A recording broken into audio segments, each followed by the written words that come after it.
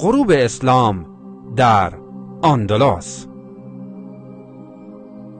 سرزمین زیبا و با شکوه اندلس یا اسپانیای امروزی 800 سال تحت حکومت تمدن اسلام قرار گرفته بود.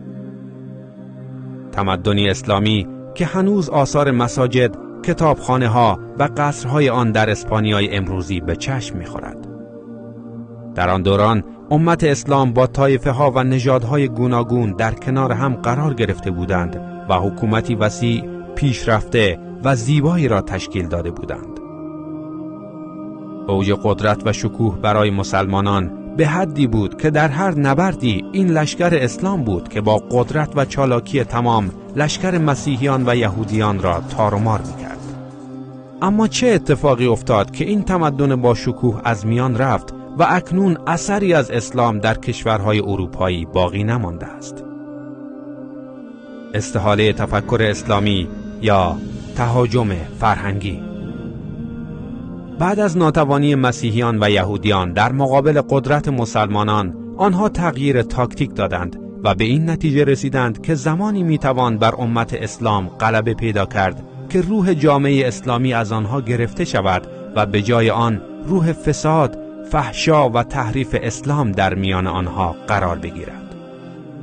آنها با برپایی میخانه‌ها و تشویق دختران زیباروی اروپایی به دلبری از جوانان مسلمان پرداختند و توانستند نسل جوان آن روز را تا نیمه‌های شب در شرابخانه‌ها نگه دارند و اوضاع طوری شده بود که در هر محله‌ای از شهر صدای رقص و پایکوبی شنیده می‌شد و دختران اروپایی با لباس‌های حریری و بدن نما برای جوانان مسلمان دلبری می‌کردند.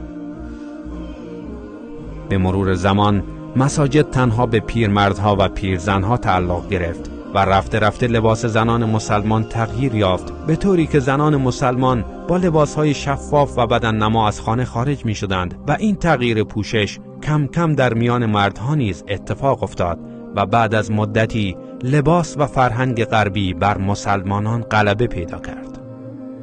بعد از مردن غیرت اسلامی در میان مسلمانان، مسیحیان و یهودیان با اراجیف و شایعه سازی روحیه مسلمانان را تضعیف می کردند و همچنین با ایجاد اختلاف بین قومیت‌های مختلف مسلمانان تفکر نژاد پرستی و قبیله‌ای را رواج می‌دادند.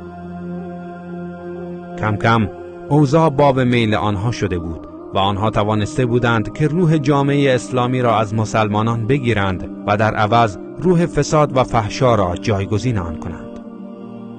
دیگر زمان رویارویی سخت فرا رسیده بود و مسیحیان و یهودیان به راحتی توانستند با کمترین هزینه بدنه امت اسلامی را در هم بکوبند و آنچنان مسلمانان را تیکه تیکه کنند که دیگر اسمی از اسلام در اسپانیا و اروپا شنیده نشود. اندلس عبرتی تلخ برای مسلمانان.